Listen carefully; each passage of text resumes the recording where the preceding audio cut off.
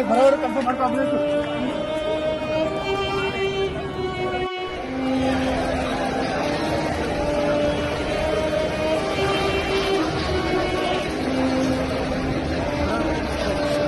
நேயர்களுக்கு வணக்கம். நான் மதன் நெறிவுலகன். இன்று நமது சிறப்பு விருந்தினர் தோழர் நாதன் அவர்கள். நிறைய விஷயங்கள் விவாதிக்க இருக்கிறோம், அவரை வரவேற்கலாம். வணக்கம் தோழர். வணக்கம். பெங்களூர் சின்னசாமி ஸ்டேடியத்தில் ஒரு ஆர்சிபியுடைய வெற்றியை கொண்டாடுவதற்காக கூடிய கூட்டம், அதில் 11 பேர் இறந்துட்டாங்க அப்படிங்கிற செய்தியில் வந்தது. ஒரு கொண்டாட்டம் அப்படிங்கிற வகையில் ஒரு 18 வருஷத்துக்கு பிறகு, ஒரு 18 வருஷத்துக்கு பிறகுங்கிறத விட இந்த ஐபிஎல்லே முதல்ல கப்படிச்சிருக்கிறாங்க அப்படின்றத பெங்களூர் மக்களே கொண்டாடுறாங்க. கிட்டத்தட்ட சிலர்லாம் நான் ஆர்சிபி ஜெயிச்ச பிறகு தான் கல்யாணமே பண்ணிப்பேன் அப்படின்னு சொல்லி 10 வருஷம் காத்திருந்த பெண்கள் கூட உண்டு. இப்போ அதனால ஒரு பெரிய எதிர்பார்ப்பு, ஒரு பெரிய தவம் என்பது போல அந்த வெற்றியை சாதிச்சிருக்கிறாங்க. அதை கொண்டாடணும் அப்படின்னு கூடின இடத்துல இப்படி ஒரு அசம்பாவிதம் நடந்திருக்குது. இந்த அசம்பாவிதத்தை தவிர்க்கிறதுக்கு என்ன வாய்ப்புகள் இருந்ததுன்னு நினைக்கிறீங்க, உங்களுடைய பார்வை? ராயல் சேலஞ்சர்ஸ் பெங்களூரு அது விஜய் மல்லையாவால் ஆரம்பிக்கப்பட்ட வாங்கப்பட்ட ஐபிஎல் டீம். விஜய் மல்லையா யூகேல இருக்காரு. அவர் இருக்கும்போது ஜெயிக்காத டீம் அவர் இல்லாத போது ஜெயிச்சிருக்குது. கிரிக்கெட்டை பொறுத்த வரைக்கும் இந்தியாவினுடைய இளைஞர்களுடைய புதிய மதம் அப்படின்னு சொல்லலாம். ஐபிஎல் வந்த பிறகு அது இன்னும் வணிகமயமாகி இந்த ரசிகர்கள் ஒரு விளையாட்டாக பார்க்காமல் அது ஒரு கிளாமராக, கவர்ச்சியாக, ஒரு ரசிக மனோபாவத்தில் பார்க்கக்கூடிய போக்கு சமீப ஆண்டுகளாக அதிகரிச்சுட்டு இருக்குது. அதனால் நீங்கள் ஐபிஎல் நீங்கள் ஆன்லைனில் பார்க்குறவங்க எண்ணிக்கையெல்லாம் பார்த்தீங்கன்னா சமயத்தில் 15 கோடி 18 கோடியெல்லாம் போகும். இப்படிப்பட்ட பெரும் பார்வையாளர்கள், ரசிகர்கள் ஐபிஎல்லுக்கு இருக்கிறாங்க. பழைய பெருசுகள்லாம் கிளாசிக்கல் டெஸ்ட் கிரிக்கெட் மேட்ச் 5 நாள் அதில் இருக்குது. அதில் தான் உண்மையான விளையாட்டு வெளிப்படும். இது சும்மா ரசிகர்களுக்கு தீனி போடுறது 4-6 அப்படின்ற முறையில் அப்படின்னு அவங்க புலம்பிகிட்டு இருக்காங்க. ஆனாலும் ஐபிஎல் இன்னைக்கு உலக அளவில் ஒரு பெரிய வருவாயிட்டக்கூடிய ஒரு போட்டியாக, பந்தயமாக நிலை பெற்று விட்டது. இந்த ரசிக மனோபாவத்தை அதிகரிக்க காசு, நீங்கள் மேட்ச் வீட்டில் இருந்தே பார்க்கறதுக்கு தகுந்த மாதிரி விளம்பரங்களுடைய எண்ணிக்கை அதிகரிக்கும். ஸ்பான்சர் நிறுவனங்களுக்கு போட்டி ஏற்படும். இந்தியாவினுடைய கிரிக்கெட் வாரியம் தான் இன்னைக்கு உலகத்திலேயே பணம் கொளிக்கக்கூடிய ஒரு விளையாட்டு அமைப்பு அப்படின்னு சொல்லலாம். நேற்று நீங்கள் சொன்னது போல் 2008 விராட் கோலி டீமில் இருக்கார். அப்போ ஒரு இளைஞர், இப்போ ஒரு வயசாகிடுச்சு. அவரே 18 வருஷமாக போராடி இருக்காரு. இப்போ கப்பு ஜெயிச்சிருக்காங்க. பஞ்சாப் அணியை எதிர்த்து இந்த வெற்றி அவனுக்கு கிடைத்திருக்கிறது. 6 ரன்ல ஜெயிச்சிருக்காங்க. இந்த வெற்றியை கொண்டாட வேண்டும் அப்படின்றத மாநில அரசே முடிவு பண்ணுது. மாநில காங்கிரஸ் அரசே முடிவு பண்ணுது. இதை ஒரு ஒரு கன்னட தேசிய பெருமிதமாக, நீங்கள் ஐபிஎல் டீம்லாம் பார்த்துக்கிட்டிங்கன்னா எந்த டீம்லேயும் உள்ளூர்காரங்க ஒரு 3-4 பேர் கூட இருக்கிறது அதிகம். மற்ற மாநிலங்களை சேர்ந்தவங்க, வெளிநாட்டு பிளேயர்ஸ், இவங்கெல்லாம் சேர்ந்து தான் ஒரு ஐபிஎல் டீம். அதை ஒரு மாநில பெருமிதமாக கொண்டாட முடியுமா? அதுக்காக சீமானோருக்கு சவால் விட்டார். நான் முதலமைச்சராக பதவியேற்றால், ஆட்சியை பிடித்தால் 10 பிளேயர்ஸுமே தமிழ்நாட்டு பிளேயர்ஸ் தான் இருப்பாங்க. இவர் ஏதோ ஐபிஎல் விதிகள்லாம் மாற்றுற மாதிரி. அப்படி பண்ணணுன்னா அவர் பிரதமர் ஆகணும். சீமானுடைய பையன் அமித்ஷா பையன் மாதிரி கிரிக்கெட் வாரியத்துக்கு தலைவராகணும். அப்படிலாம் மாறினாதான் தான் செய்ய முடியுமே தவிர தமிழ்நாட்டில் முதலமைச்சர் ஆகிட்டுலாம் செய்ய முடியும்லாம் அவர் கனவு கண்டுகிட்டு இருக்கிறாரு. இது இப்படிலாம் இருந்தாலும் மக்களை பொறுத்த வரைக்கும் அவங்க ஒரு உள்ளூர் அணியாக, இப்போ சிஎஸ்கே அப்படின்னு சொன்னால் சிஎஸ்கேவுக்கு ஒரு வெறித்தனமான ரசிகர்கள் இருக்கிறாங்க. ஒவ்வொரு அணிக்கும் அது மாதிரி இருக்கிறாங்க. அது ஒரு பிராந்திய மனோநிலையை தூண்டி விடுகின்ற ஒரு போக்கா சமீப ஆண்டுகள் அதிகரிச்சிருக்குது. இவங்க கப்பு ஜெயிச்சுட்டு நேற்று வாராங்க. வந்த உடனே மாநில அரசே அவங்களுடைய தலைமைச் செயலகத்தில் ஒரு பாராட்டு விழா. அப்புறம் அங்கேருந்து ஊர்வலமாக சின்னசாமி ஸ்டேடியத்தில் இவங்களை சந்திக்கலான்னு சொல்லி ரசிகர்கள்லாம் கூடுறாங்க. ஸ்டேடியத்தினுடைய கெப்பாசிட்டி 32,000 சீட்டு தான். ஆனால் உள்ள கூடினவங்க, உள்ளேயும் வெளியும் கூடினவங்க 2 லட்சத்துக்கும் அதிகமான. கேட்டெல்லாம் அடைச்சிருக்காங்க. கேட்டு மேலே ஏறி, ரூஃப் மேலே ஏறி, செல்ஃபோன் சிக்னல் டவர் இருக்கக்கூடிய அந்த டவரில் ஏறி, இப்படி நிறைய கலையபுரங்கள் நடந்திருக்குது. கேட்டையே திறந்து விடலை. அப்புறம் கூட்டத்தை பார்த்து வேறு வழி இல்லாமல் 1-2 கேட்டு திறந்து விட்டாங்க. அதில் முண்டி அடிச்சுக்கிட்டு உள்ளே நுழையிறாங்க. அதில் ஏறி மிதிப்பட்டு இப்படி மூச்சு திணறல் ஏற்பட்டு 11 பேர் இறந்துருக்காங்க, பெண்கள் உள்ளிட்டு. 40க்கும் மேற்பட்டவர் காயமடைஞ்சிருக்கிறாங்க. எந்த விதமான க்ரௌட் மேனேஜ்மெண்ட்டுக்கான நடவடிக்கையும் அங்கே வந்து எடுக்கலை. இப்போ மாநில அரசே இந்த காவல்துறை இருந்திருப்பாங்கல்ல, எப்படியும் இவ்வளவு கூட்டம் கூடுதல். காவல்துறை வந்து 2 லட்சம் பேர் கூடுவாங்கன்னு அவங்களுக்கு என்ன தெரியும்? அவங்க ஸ்டேடியத்தினுடைய கெப்பாசிட்டியே 32,000 பேர்னா சில ஆயிரம் பேர் வருவாங்கன்னு அவங்க நினச்சிக்கிட்டு குறைவான போலீஸ் தான் போட்டிருக்கிறாங்க. 2 லட்சம் பேர் கூடக்கூடிய அளவுக்கு அந்த இடம் வந்து அவ்வளவு பெரிய இடம் வந்து இல்லை. சின்னசாமி ஸ்டேடியமே சின்ன ஸ்டேடியம் தான். இப்படி இருக்கும்போது மாநில அரசே இந்த விழாவை வந்து நடத்த வேண்டிய தேவை வந்து இல்லை. அவர்களே இதை ஊதி பெருக்கி வந்து நம்ம ஒரு கன்னட தேசிய இனத்தினுடைய வெற்றி என்பது போல சித்தரித்து அவங்க தான் இதில் முதல் குற்றவாளி அப்படின்னு வந்து நான் பார்க்குறேன். அடுத்தது, இப்படி நம்ம அழைப்பு விடுத்தால் இவ்வளோ பேர் வருவாங்க, அவங்களுக்கு என்ன பாதுகாப்பு வசதி, எவ்வளோ போலீஸ் போடணும், ஸ்டேடியத்தில் வைக்காமல் வேற எங்கேயாவது நடத்திருக்க முடியுமா, இப்படிலாம் அவங்க யோசிச்சிருக்கணும். எந்த விதமான யோசனையும் நிர்வாக திட்டமிடலும் இல்லாமல் இப்படி இந்த கூட்ட நெரிசலில் வந்து 11 பேர் இறந்து போயிருக்காங்க. இந்தியாவில் வந்து இந்த மாதிரி கூட்ட நெரிசலில் இறந்து போகிறாங்க அப்படின்றது வருஷா வருஷம் நடக்குது. அது கோயில் திருவிழாக்களாக இருக்கட்டும், கும்பமேளாவாக இருக்கட்டும். நீங்கள் இந்த வருஷம் மட்டும் பிப்ரவரி 15ஆம் தேதி வந்து கும்பமேளாவுக்காக பிரயாக்ராஜுக்கு வந்து போனோம். நியூடெல்லி ரயில்வே ஸ்டேஷனில் வந்து 14வது 15வது பிளாட்ஃபார்மில் வந்து கூட்ட நெரிசல் ஏற்பட்டு வந்து 18 பேர் வந்து இறந்து போயிருக்காங்க. ஒரு பிளாட்ஃபார்ம்ன்றது எவ்வளோ இருக்கும்? அதில் வந்து சில 100 பேர் தான் வந்து இருக்க முடியும். ஒரு ட்ரெயினில் வந்து 2000 பேர் வந்து அதிகபட்சம் போக முடியும்னு சொன்னால் இவங்க 5000க்கு மேற்பட்டோர் வந்து போகிறது. அதில் வந்து நம்ம இப்போ நிறைய வீடியோக்கள் வந்தது இல்லை? ஆமாம், கண்ணாடி உடைச்சி இன்ஜினுக்குள்ளெல்லாம் ஏறி உட்காந்துருந்தாங்க. ஏசி கோச்சை வந்து கண்ணாடியை உடைக்கிறாங்க. ரிசர்வ் செய்யப்பட்ட இதுலலாம் வந்து கம்பை வந்து உள்ளே விட்டு நோண்டி எல்லாத்தையும் கிளப்பி விடுறாங்க. அப்போ கும்பமேளாவில் போய் நீங்கள் குளிச்சாதான் புண்ணியம் பாவம் போகும் அப்படின்னு ஒரு மூட நம்பிக்கையை வந்து பரப்பி விட்டுக்கிட்டு இந்தியா முழுக்க ஸ்பெஷல் ட்ரெயின் ஒரு 2000-3000 ட்ரெயின் ஏதோ விட்டாங்க. ஏற்கனவே ஓடிக்கிட்டு இருந்த ட்ரெயினில் இருக்கக்கூடிய வந்து அன்ரிசர்வ்டு கோச்செல்லாம் வந்து கலட்டி கொண்டு வந்து கும்பமேளா ஸ்பெஷலில் வந்து சேர்த்து விட்டு, அப்போ அரசாங்கமே ஒரு மூட நம்பிக்கையை வந்து பரப்பும் போது, அதுவும் குறிப்பாக இந்த நாளில் குளிச்சாதான் உங்களுக்கு வந்து புண்ணியம் அதிகம் கிடைக்கும் அப்படின்ற மாதிரி. அது ஒரு சிறப்பு இருக்குல்ல. இப்போ கும்பமேளாங்கிறது வந்து ஒரு 12 வருஷத்துக்கு ஒரு முறை வருது. ஆனால் மகா கும்பமேளாங்கிறது 120 வருஷத்துக்கு பிறகு தானே வருது. அது இப்போ நம்ம ஆயுள்ல மறுபடியும் இதை சந்திக்கவே முடியாதுன்னும் போது எல்லாரும் போறாங்க. கும்பமேளாவே வந்து நீங்கள் ஒரு 1950க்கு பிறகு தான் வந்து பிக்கப் ஆகுதுங்க. இது அந்த காலத்திலேயே கும்பமேளா வந்து சிறப்பாக இருந்துச்சுன்றதெல்லாம் ஒரு கட்டுக்கதை. இது சமீபத்தில் கும்பமேளாவை பொறுத்த வரைக்கும் அங்கே இருக்கக்கூடிய சாமியார்களுடைய மடங்களுக்கு வந்து கோடிக்கணக்கில் வருவாய் அளிக்கக்கூடிய ஒரு நிகழ்வு தான் கும்பமேளா. அது அர்த்த கும்பமேளான்னு சொல்லி 6 வருஷத்துக்கு ஒரு முறையும் வந்து நடத்துவாங்க. 4 நகரங்களில் வந்து நடக்குது. இந்த மகா கும்பமேளா கொரோனா காலத்திலே நடத்தினாங்களே உத்தரகாண்டில். கொரோனா காலத்திலே கும்பமேளாவை வந்து நடத்தக்கூடாதுன்னு சொல்லி அங்கே இருக்கக்கூடிய பாஜக முதலமைச்சர் சொல்கிறாரு. ஆனால் சாது மடங்களும் சங்க பரிவாரங்களும் அந்த முதலமைச்சரை நீக்கிட்டு வேற ஒருத்தரை போட்டு கும்பமேளாவை நடத்தி கொரோனாவினுடைய 2வது அலை வந்து தீவிரமாக வட இந்தியாவில் பரவியதற்கு வந்து கும்பமேளா நடத்தினது தான் வந்து காரணம். இது போக வந்து ஜனவரி 29ஆம் தேதி இந்த வருஷம் வந்து அன்னைக்கு வந்து ஏதோ ஒரு மௌனி அமாவாசை அன்னைக்கு வந்து குளிச்சா வந்து இருக்கிறதுலே புண்ணியம் அதிகமான கிடைக்கும் விசேஷ தினம்னு சொல்லி அன்னைக்கு மட்டும் அந்த சங்கமம் ஏரியாவில் வந்து 30 பேர் இறந்து போயிருக்காங்க, 60 பேர் வந்து காயமடைஞ்சிருக்கிறாங்க. அங்கே வந்து நடக்கிறதுக்கு கூட வந்து வழி இல்லாமல் அவ்வளவு கூட்டம் வந்து லட்சக்கணக்கில் வந்து சேர்ந்துருக்குது. அரசு கொடுக்கக்கூடிய கணக்கே வந்து கிட்டத்தட்ட 60 கோடி பேர் வந்து குளிச்சாங்க. 60-65 கோடின்னு நினைக்கிறேன். அவ்வளோ பேர் குளிச்சாங்களான்னு நமக்கு வர முடியாது. இப்படி இவர்களே வந்து கும்பமேளாவுக்காக லீவு, ஸ்பெஷல் ட்ரெயின், அப்புறம் எங்கே பார்த்தாலும் அவருடைய விளம்பரங்கள், கும்பமேளாவை பற்றி கதைகள், ஊடகங்களையும் கும்பமேளாவில் வந்து குளிக்கிறதுக்கு பற்றிய செய்திகள், இப்படி மக்களை உசுப்பி விட்டு வரவழைத்து வந்து கொண்டிருக்கிறார்கள் அப்படின்னு தான் வந்து சொல்ல முடியும்.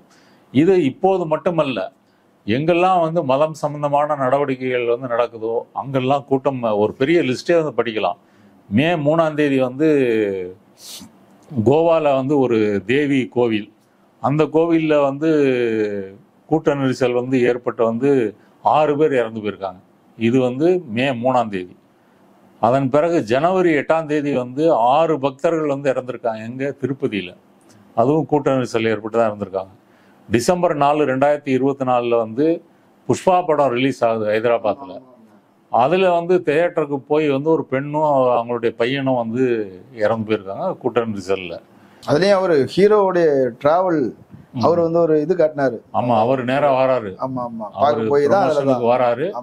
அப்போ ஒரு தியேட்டரில் எவ்வளோ பேர் இருக்க முடியும், எவ்வளோ சீட்டு கெப்பாசிட்டி, எவ்வளோ பேர் வருவாங்க, எந்த கணக்கு இல்லாமல் ஒரு படத்தை எப்படியாவது வெற்றியாக்கணும்னு சொல்லி வந்து விளம்பரம் பண்ணி அவ்வளோ பேர் ஆயிரக்கணக்கில் அரெஸ்ட் பண்ண வர செஞ்சாங்க. அரசுலாம் பண்ணி வெளியே விட்டாங்க இல்லையா, அது நடந்திருக்குது. அடுத்தது ஜூலை 2, 2024 வந்து 121 பேர் வந்து இறந்து போகிறாங்க. அப்போ வந்து ஒரு தன்னையே வந்து கடவுளாக அறிவித்து கொண்ட போலே பாபா அவர் வந்து உத்தரப்பிரதேஷ் ஹத்ராஸில் வந்து அவருடைய மடத்தினுடைய நிகழ்வு நடந்து அதில் 121 பேர். எவ்வளோ எண்ணிக்கை பாருங்கள், எவ்வளோ பெரிய எண்ணிக்கை. அவ்வளோ பேர் அநியாயமாக இறந்து போயிருக்காங்க. மார்ச் 31, 2023 36 பேர் இறந்து போயிருக்காங்க. ராமநவமி அன்னைக்கு இந்தூர் நகரத்தில் வந்து ஒரு கோவிலில் கூட்ட நெரிசல் ஏற்பட்டு இறந்து போயிருக்காங்க. ஜனவரி 1, 2022 12 பேர் இறந்து போயிருக்காங்க.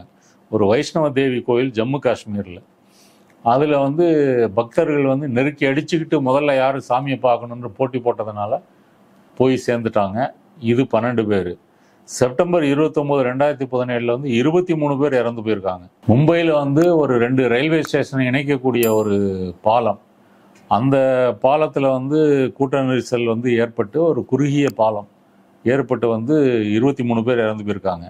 ஜூலை 14, 2015 வந்து கோதாவரி ஆற்றில் வந்து குளிப்பதற்கு, அதுவும் இதே மாதிரி அப்போ குளிச்சா புண்ணியம் அப்படின்ற கதையை நம்பி வந்து கூட்டம் சேர்ந்து அதில் 27 பக்தர்கள் வந்து கொல்லப்பட்டிருக்கிறாங்க. அக்டோபர் 3, 2014 வந்து பாட்னாவில் வந்து ஒரு ஸ்டாம்பேடு, அதில் வந்து தசரா செலிப்ரேஷன், அந்த கொண்டாட்டத்துக்காக வந்தவங்களில் வந்து கூட்ட நெரிசல் ஏற்பட்டு வந்து 26 பேர் 32 பேர் இறந்து போயிருக்காங்க. அக்டோபர் 13, 2013 115 பேர் வந்து இறந்து போயிருக்காங்க. நவராத்திரி கொண்டாட்டம் வந்து மத்திய பிரதேசம் ஒரு மாவட்டத்தில் வந்து அவங்க இறந்து போயிருக்காங்க. இப்படியே அடுக்கிக்கிட்டே போகலாம். இல்லை, இப்போ எனக்கு நீங்கள் இப்போ சொல்கிறதில் பார்க்கும்போது நிறைய மரணங்கள் நடந்திருக்குது, கூட்டங்கள் நடந்திருக்குது. இந்தியா மாதிரியான ஒரு மக்கள் தொகை அதிகம் உள்ள ஒரு நாட்டில் இன்னும் வந்து கிராமப்புற தன்மை கொண்ட அந்த ஒரு நகர்ப்புற ஒழுங்குகள் வராமல் இருக்கக்கூடிய ஒரு இடத்துல அது மாதிரியான விபத்துகள் நடக்குதுன்னு செய்யும். அதை தவிர்க்க முடியாது இல்லையா? அதாவதுங்க, நம்ம இந்தியாவே வந்து திட்டமிட்டு ஒரு கட்டப்பட்ட நகரங்களையோ கிராமங்களையோ வந்து கொண்டிருக்கவில்லை. இது வந்து ஒரு நிகழ்ச்சி போக்கில் தான் வந்து நம்மளுடைய நகரங்கள்லாம் வந்து கட்டப்பட்டது, வளர்ந்ததே தவிர எந்த திட்டமிடலும் இல்லை. நீங்கள் இன்றைக்கு வந்து போக்குவரத்து தொடர்பு அதிகரித்திருக்கிறது, தொலைபேசி தொடர்பு அதிகரித்திருக்கிறது. இதெல்லாம் வந்தது பிறகு மக்களுடைய மொபைலிட்டி என்பது வந்து அதிகரிச்சிருக்கு, ஒரு இடத்துல இருந்து இன்னொரு இடத்துக்கு போகிறது அப்படின்னு சொல்லி. இதற்கு முன்னாடியெல்லாம் நீங்கள் வந்து ஒரு 100 வருஷத்துக்கு முன்னாடியெல்லாம் பஸ் எல்லாம் கிடையாது, ட்ரெயின் கிடையாது. நீங்கள் எங்கே போகிறதாலும் நடந்து தான் போகணும். இன்றைக்கி அந்த வசதிகள்லாம் வந்த பிறகு இந்த கோவில் விழாக்களாக இருக்கட்டும், கும்பமேளாக்களாக இருக்கட்டும், அல்லது வந்து சாமியார்களுடைய கூட்டங்களாக இருக்கட்டும், அங்கெல்லாம் வந்து மக்கள் வந்து ஈக்கள் போல் வந்து மொய்க்கிறாங்க. அந்த மதம் என்பது வந்து முன்ன வந்து கண்டு காணாமல் இருந்த மதம் வந்து இன்றைக்கி மீண்டும் வந்து ஒரு கவனத்துக்கு வந்து வந்திருக்குது. வாழ்க்கை பிரச்சனைகள் அதிகம் இருக்குது. அதிகம் இருக்க இருக்க மக்களுடைய மூட நம்பிக்கையும் வந்து அதிகரிக்கிறத வந்து நம்ம வந்து பார்க்க முடியுது. அப்போ எப்படியாவது சாமியாரை பார்க்க முடியுமா, சாமியை பார்க்க முடியுமா அப்படின்னு சொல்லி முண்டி அடிச்சுட்டு போய் தான் இது மெக்காலே நடக்குது. மெக்காலையும் வந்து நீங்கள் வந்து பார்த்தீங்கன்னா பல முறை வந்து கூட்ட நெரிசல் ஏற்பட்டு நூற்றுக்கணக்கான பேர் இறந்து போயிருக்காங்க. இருந்தாலும் அங்கே வந்து ஒரு சயின்டிஃபிக்காக ஒரு க்ரௌட் மேனேஜ்மெண்ட்டுக்கு வந்து ஒரு பிளான் போட்டு, இந்த ஹஜ் யாத்திரையின் போது இவ்வளோ யாத்திரிகர்கள் வருவாங்க, பயணிகள் வருவாங்க, எவ்வளோ பேர் தங்க முடியும், எவ்வளோ ஹோட்டல் வசதி, ரூம் வசதி வந்து இருக்குது, அப்போ எவ்வளவு ஒரு நாட்டுக்கு வந்து எவ்வளோ விசா கொடுக்கலாம், இதெல்லாம் கணக்கு பண்ணி ஓரளவு மேனேஜ் பண்ணுறாங்க. அந்த பாலங்களையெல்லாம் வந்து திரும்ப ரெனோவேட் பண்ணி வந்து அகலப்படுத்தி இந்த மாதிரி மேனேஜ்மெண்ட்டை வந்து செய்கிறாங்க. இந்தியாவில் அந்த மாதிரி எந்த வகையான க்ரௌடு மேனேஜ்மெண்ட் திட்டமிடலும் வந்து கிடையாது. அப்படி இல்லைன்றதுனால இவங்க வந்து பிஜேபியை பொறுத்த வரைக்கும் ஒரு மத எண்ணம் அதிகரிக்க நமக்கு ஒரு இந்துத்துவாவினுடைய கருத்தை வந்து உருவாக்கி வாக்குகளை அதிகப்படுத்தலாம் என்பதற்காக போட்டி போட்டுக்கொண்டு அரசே வந்து இந்த விழாக்களை வந்து கோலாகலமாக வந்து நடத்துகிறது. மத பண்டிகையாக இருக்கட்டும், கும்பமேளாவாக இருக்கட்டும், அவங்க என்கரேஜ் பண்ணுறாங்கிறது எனக்கு புரியுது. இப்போ எனக்கு என்ன கேள்வின்னா, பிஜேபியே ஒரு அஜெண்டாவை வச்சு அப்படி செய்கிறாங்க, அப்படி ரைட்டு. ஆனால் இது செஞ்சது காங்கிரஸ். சிவகுமார் மன்னிப்பு கேட்டுக்கிறார், துணை முதலமைச்சர் மன்னிப்பு கேட்டுக்கிறார், எங்ககிட்ட உள்ள தவறு தான் அப்படின்னு சொல்றாரு. இப்போ அவங்களுக்கு போட்டியா இவங்களும் அதே மாதிரி வேற ஒரு இதுல செய்யறாங்க தானே? ஆமாங்க. கிரிக்கெட் அப்படின்னு எடுத்துக்கிட்டீங்கன்னா அது ஒரு கிரிக்கெட் மட்டும் இல்லை, அது போட்டியின் போது காட்டப்படுகின்ற விளம்பரங்கள், நுகர்வு கலாச்சாரம், கார்லேருந்து பர்கர் வரைக்கும் வந்து நூற்றுக்கணக்கான பொருட்களுக்கான விளம்பரங்கள். அப்போ இந்த வாழ்க்கை முறை வந்து ஒரு வசதியுள்ள நடுத்தர வர்க்கம் அதை வந்து வாழுகிறது. வாழும்போது அந்த கொண்டாட்ட மனநிலை வந்து அவங்களுக்கு வந்து வருது. முன்னெல்லாம் வந்து ஒரு இரவு வாழ்க்கை அப்படின்றதெல்லாம் வந்து இல்லை. இப்போ பெங்களூர்லாம் இரவு வாழ்க்கை என்பதெல்லாம் இன்றைக்கி வந்து ரொம்ப புகழ்பெற்றது. 24 மணி நேரம் பிரியாணியும் கிடைக்கும், சரக்கும் கிடைக்கும் அப்படின்ற மாதிரி நிலைமை வந்து மாறி இருக்குது. இப்படி இந்த கொண்டாட்டங்களை எல்லாம் கொண்டாடும் போது எந்த விதமான திட்டமும் இல்லாமல் நீங்கள் ஒரு விழாவை வந்து நீங்கள் ஆர்கனைஸ் பண்ணுறீங்க அப்படின்னா அப்போ இந்த விபத்துகள் வந்து நடந்து தான் ஆகும். இந்த க்ரௌட் மேனேஜ்மெண்ட்டுக்கு பற்றிய சயின்டிஃபிக்கான நிறைய டிராஃப்ட்ஸு இதெல்லாம் திட்டங்கள்லாம் வந்து இருக்குது. அதில் வந்து பார்த்தீங்கன்னா ஒரு கூட்டத்தில் மக்கள் வராங்கன்னா அந்த கூட்டம் வந்து எவ்வளவு சதுர மீட்டர் வந்து இருக்குது, ஒரு மனிதனுக்கு எத்தனை சதுரடி வந்து தேவைப்படும், கூட்ட நெரிசலை தவிர்க்கணும்னா எவ்வளோ பேர் வந்தால் அதை சமாளிக்க முடியும், அதுக்கு பாதுகாவலர்கள் செக்யூரிட்டி வந்து எவ்வளோ பேர் வந்து போடணும், இப்படியெல்லாம் வந்து வெளிநாடுகளில் வந்து பண்ணுறாங்க. மேற்கத்திய நாடுகளில், முன்னேறிய நாடுகளில் இந்த கூட்ட நெரிசல் ஏற்பட்டு இறந்து போகிறாங்க அப்படின்ற செய்தி வந்து ரொம்ப ரேர். அங்கே வந்து பாப் ஸ்டார்ஸு பாடகர்கள்லாம் பாடும்போது கூட லட்சக்கணக்கில் மக்கள் வந்து கூடுறாங்க. ஆனால் அந்த க்ரௌட் மேனேஜ்மெண்ட் சிஸ்டம் வந்து சயின்டிஃபிக்காக பிளான் பண்ணி செய்கிறதுனால இந்த நெரிசல் வந்து இங்கே ஏற்படுறதில்ல. இங்கே வந்து நடுத்தர வர்க்கமும் அந்த தப்பை செய்கிறது, எளிய மக்களும் அந்த தவறை செய்கிறாங்க. அவங்களுக்கு எப்படி எங்கே போய் என்ன நம்ம செய்ய போகிறோம், எதுக்கு போகிறோம் என்ற விதம் விழிப்புணர்வும் இல்லாமல் போய் வந்து மாட்டிக்கிறாங்க. இதை நீங்கள் டிவியில இருந்தே பார்க்கலாம், யாரும் நேரில் வர வேண்டியதில்லை இப்படின்னு விளம்பரம் பண்ணி இருந்தீங்கன்னா இந்த விபத்தை வந்து தவிர்த்திருக்கலாம். இங்கே கூட வந்து அந்த விமான சாகச நிகழ்ச்சி வந்து சென்னை மெரினா பீச்சில் வந்து நடந்தது. அதில் வந்து தேசபக்தியை வந்து காட்டணுன்றதுக்காக நமது விமானப்படைக்கு வந்து நீங்கள் வந்து நேரில் வந்து கண்டு தரிசிங்கள்னு ஒன்றிய அரசினுடைய துறை வந்து அதற்காக விளம்பரங்கள் போடுது. அது ஒரு மாதத்துக்கு முன்னாடியிலேருந்தே பிரச்சாரம் பண்ணுது. அப்போ மெரினா பீச்சில் வந்து அதனுடைய கொள்ளளவை தாண்டி வந்து மக்கள் வந்து லட்சம் பேர் கூடுறாங்க. அப்போ அவங்களுக்கு குடிப்பதற்கு தண்ணியோ சுட்டரிக்கின்ற வெயிலில் விமானங்கள் வந்து பறக்கிறத வந்து பார்க்குறாங்க. தண்ணி கிடைக்காம இப்படி வந்து ஒரு 5-6 பேர் வந்து இறந்து போகிறாங்க. அப்போ இதெல்லாம் தேவையில்லாமல் இது வீட்டில் இருந்து பார்க்கலாம், நீங்கள் யாரும் நேரில் வர வேண்டாம் இப்படி வந்து பிரச்சாரம் பண்ணியிருந்தால் அதெல்லாம் அந்த விபத்தை வந்து தவிர்த்திருக்க முடியும். இப்படி இந்தியா முழுவதும் எந்தவித திட்டமிடலும் இல்லாமல் இதில் நடக்குது. இதில் மத ரீதியான பலி தான் வந்து அதிகம். இப்போ கிரிக்கெட்டில் நடந்தது மெரினா பீச்செல்லாம் வந்து ஒரு விதிவிலக்குன்னு கூட வந்து சொல்லலாம். மத ரீதியான நிகழ்வுகள் ஆண்டுக்கு 5-6 சம்பவங்கள் வந்து நடக்கிறத வந்து இந்த 21ஆம் நூற்றாண்டு ஆரம்பத்திலிருந்து வந்து பார்க்கலாம். ஒரு ஜெயலலிதா சசிகலா மாத்தி குளிக்கிறதுக்குன்னு ஒரு இடத்துக்கு போனாங்க. கும்பகோணத்துல மகாமகம் 40 பேர் கும்பகோணம் மகாமகத்துல ஜெயலலிதா குளிக்கும் போது 40க்கும் மேற்பட்டவர் வந்து நெரிசல் வந்து எம்ஜிஆர் நகர்ல மலையில பாதிக்கப்பட்டவங்களுக்கு நிவாரணம் தர்றாங்க நள்ளிரவுல வந்து சொல்லி அது ஒரு 40 பேருக்கு மேல இறந்து போயிருக்காங்க. அது மூலம் வதந்திகள் மூலமா இறந்து போறாங்க. இப்போ கும்பமேளாவே எடுத்துக்கிட்டீங்கன்னா மோடி போய் குளிக்கிறாரு. மோடி குளிக்கிறதுக்கு மட்டும் கயிறெல்லாம் கட்டி சேஃப்டி எல்லாம் வச்சுக்கிட்டு அந்த கயிற்றை பிடிச்சிக்கிட்டு அதில் இருக்கிறது இடுப்பு உயர அளவு தான் தண்ணி இருக்குது, அதில் வந்து குளிக்கிறாரு. அமித்ஷா குளிக்கிறாரு, அம்பானி குளிக்கிறாரு, அதானி குளிக்கிறாரு. அப்படி இந்த மாதிரி இவங்க பிரபலங்கள்லாம் குளிக்கும்போது சாதாரண மக்கள் நம்ம குளிச்சே ஆகணும், அங்கே போய் குளிச்சா வந்து அங்கே பாக்டீரியா வந்து அதிகம் இருக்குன்னு சொல்லி ஒரு ரிப்போர்ட் வந்து வருது. அதை மறுத்து யோகி ஆதித்யநாத் இல்லை தண்ணி குடிக்கிறதுக்கே உகந்தது அப்படின்னு வந்து சொல்கிறாரு. நீ கோடிக்கணக்கில் குளிக்கிறாங்கன்னு சொன்னால் அந்த தண்ணி வந்து சாக்கடையாக இருக்குமா இல்லை சுத்தமான தண்ணியாக இருக்குமா? இப்போ கங்கையை சுத்தப்படுத்தணும்னு சொல்லி வந்து 5000 கோடி ரூபாய்க்கு மேலே வந்து ஒதுக்கி வந்து சுத்தப்படுத்த முடியாமல் போனதுக்கு வந்து என்ன காரணம்? அந்த அளவு கழிவுகளை வந்து பிணங்களை போட்டுக்கிட்டே இருக்கிறாங்க, பிணங்களை வீசி எறிகிறாங்க. இப்படிலாம் இருக்கும்போது பிரபலங்களே வந்து இதை செய்யும் பொழுது வந்து சாதாரண மக்களும் அதை வந்து பின்தொடர்ந்து போகிறாங்க. அதனால் மற்ற நாடுகளில் நடக்காத கூட்ட நெரிசலில் வந்து மக்கள் இறந்து போகிறது என்பது வந்து இந்தியாவில் வந்து வருடந்தோறும் வந்து நடக்குது. அதில் லேட்டஸ்ட் எபிசோடு தான் இந்த ஆர்சிபியினுடைய இந்த கூட்ட நெரிசல். ஆனால் இது காங்கிரஸுக்கு பெரிய அளவில் கெட்ட பேர் ஏற்படுத்தும் இல்லையா? ஏற்கனவே வந்து கமலஹாசன் விஷயம் வந்து அங்கே ஓடிக்கிட்டு இருந்தது. கமலஹாசன் மன்னிப்பு கேட்கணும். நேற்று தான் சிவகுமார் வந்து கமலஹாசன் மன்னிப்பு கேட்கணும் அப்படின்னு சொல்லி முந்தா நாள் சொன்னார். இப்போ நேற்று அவர் மன்னிப்பு கேட்டுக்கிட்டு இருக்கிறாரு. ஒரு நடிகர் ஏதோ ஒரு நிகழ்ச்சியில் பேசுனது அவ்வளோ பெரிய சென்சிட்டிவாக இதாக மாற்றிட்டு இப்படி ஒரு தப்பை வந்து பண்ணுறாங்க இல்லையா?